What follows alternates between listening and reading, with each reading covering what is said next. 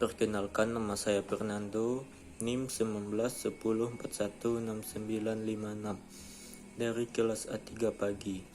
Mata kuliah Analisis Lingkungan Bisnis. Baiklah, saya akan menjelaskan pengertian lingkungan bisnis.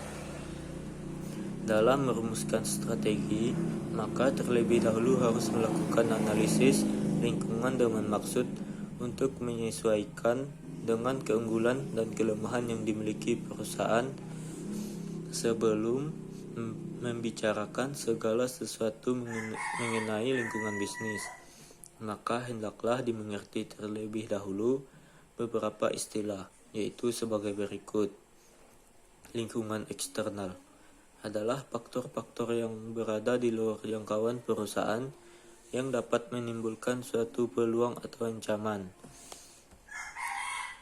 Analisis lingkungan bisnis adalah suatu proses yang digunakan perencanaan strategi untuk memantau lingkungan bisnis dalam menentukan peluang atau ancaman. Mengapa lingkungan bisnis perlu dianalisis? Yaitu 1.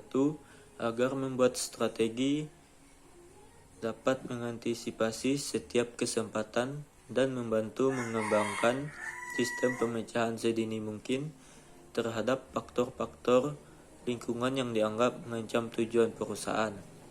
Yang kedua, untuk dapat mengefektifkan proses manajemen strategi. Karena dengan melakukan analisis lingkungan yang efektif, maka akan diperoleh hasil yang baik. Dan yang ketiga, untuk membantu manajer dalam meramalkan dampak lingkungan bisnis terhadap perkembangan perusahaan. Proses analisis lingkungan dilakukan oleh perencanaan strategi dengan urutan sebagai berikut. Yang pertama, menganalisis hubungan antara strategi perusahaan dan tanggapan terhadap lingkungan yang dapat dipakai sebagai landasan untuk membandingkan strategi yang sedang berjalan dengan strategi yang potensial yang akan datang. Dan yang kedua, menganalisis kecenderungan faktor dan masalah utama yang diperkirakan mempunyai dampak penting terhadap perumusan strategi. Ketiga, mencoba meramalkan kemungkinan apa yang terjadi pada masa yang akan datang terhadap lingkungan bisnis.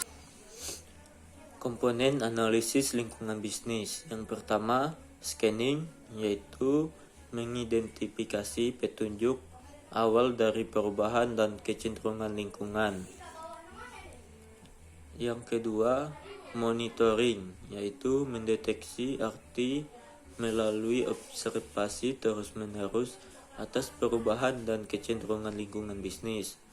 Dan yang ketiga, forecasting, yaitu mengembangkan proyeksi atau hasil yang diantisipasi berdasarkan perubahan dan kecenderungan yang dimonitor. Dan yang terakhir yaitu assessing, menentukan waktu dan pentingnya perubahan dan kecenderungan lingkungan bisnis untuk perusahaan dan manajemennya. Dan untuk faktor lingkungan bisnis, lingkungan makro, lingkungan industri, lingkungan mikro adalah para pelaku yang secara langsung berkaitan dengan lingkungan yang mempengaruhi perusahaan. Lingkungan mikro ini terdiri dari 1. Pelanggan, 2. Pemasok, 3. Pesaing, dan itu saja. Dan masuk dan keluarnya pesaing, ancaman produk atau jasa pengganti, kemungkinan terjadi perubahan dan strategi pesaing. Lingkungan makro, yaitu lingkungan umum. Lingkungan makro adalah kekuatan-kekuatan yang timbul dan berada di luar jangkauan, serta biasanya terlepas dari situasi operasional perusahaan. A. Faktor ekonomi. Faktor ekonomi yang perlu diantisipasi adalah siklus ekonomi, depresi, resesi, kebangkitan, dan kemakmuran. Dan yang kedua, gejala inflasi dan deflasi. Jika inflasi sangat tinggi, maka pengendalian gaji dan harga semakin berat. 3. Kebijaksanaan moneter, perubahan tingkat suku bunga, devaluasi, dan sebagainya.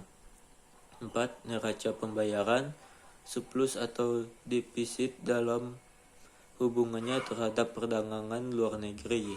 Hal ini mengganggu atau memberikan peluang. B. Faktor demografi. Faktor demografi terdiri dari perubahan jumlah penduduk akan mempengaruhi permintaan. Misalnya, pada daerah jumlah penduduknya menurun, tentu akan memindahkan usahanya ke daerah yang penduduknya tumbuh. 2. Perubahan struktur usia penduduk. Ketiga, distribusi pendapatan. Keempat, tingkat pengangguran. Dan yang selanjutnya saya akan menjelaskan teknisi analisis lingkungan bisnis.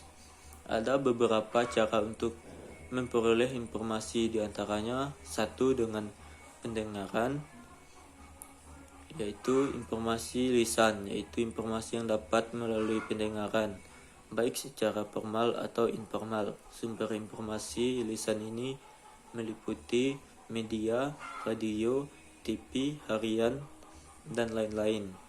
Dan yang B, karyawan perusahaan, rekan bawahan, dan pengawas. C. Sumber luas perusahaan lainnya, pelanggan, perantara, pemasok, perguruan tinggi, pesaing, eksekutif keuangan, dan konsultan. Dan yang kedua, informasi tertulis atau dokumentasi yang dapat diketahui dengan cara membaca informasi yang disediakan oleh orang lain untuk berbagai tujuan. Dan yang ketiga, memata-matai, berusaha memperoleh informasi dengan mendatangi pesaing yang potensial atau sesungguhnya. Bekerja mata-mata ini dapat dilakukan oleh eksekutif puncak atau menunjuk salah seorang yang dipercayai. Dan yang keempat, peramalan formal, yaitu melakukan peramalan secara formal terhadap faktor-faktor lingkungan, biasanya dilakukan oleh perencana strategi atau orang yang ditunjuknya. Dan yang kelima, pengamatan langsung atau pendapat umum, secara langsung mengamati sikap masyarakat terhadap produk atau jasa perusahaan. Dan manfaat menganalisis lingkungan bisnis adalah memberikan manfaat untuk kita lebih mengenal lokasi dan lingkungan, serta mendapat kesempatan atau peluang bisnis yang dapat kita ambil. Lingkungan bisnis atau biasa dikenal dengan business environment dibagi menjadi dua, yaitu lingkungan internal dan lingkungan eksternal. Lingkungan internal terdiri dari 3 aspek yang penting, yaitu sumber daya atau bahan baku, kapabilitas perusahaan, dan keahlian utama perusahaan. Sedangkan lingkungan eksternal terdiri dari 5 faktor, yaitu ancaman produk serupa, ancaman produk pengganti, daya tawar dan pelanggan, daya tawar dari supplier, dan menjawab tantangan pesaing bisnis. Berdasarkan dari penjelasan di atas, maka dapat ditarik kesimpulan bahwa analisis lingkungan bisnis dapat bermanfaat untuk menciptakan peluang baru usaha dengan mengembangkan aspek-aspek penting di dalamnya. Dan tujuan dari analisis lingkungan pada perusahaan adalah melakukan segala macam bentuk akan kemampuan untuk melakukan penyelesaian terhadap berbagai macam bentuk masalah krisis di dalam sebuah lingkungan terhadap manajemen sebuah perusahaan.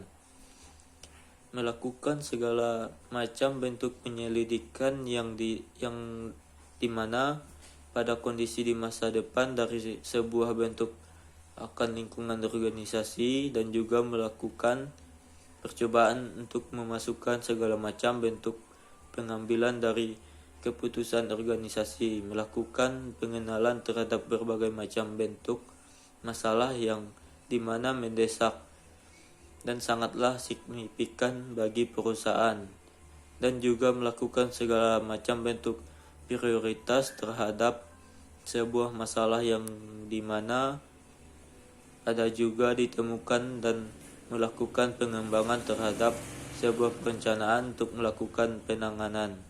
Sekian dari saya, terima kasih.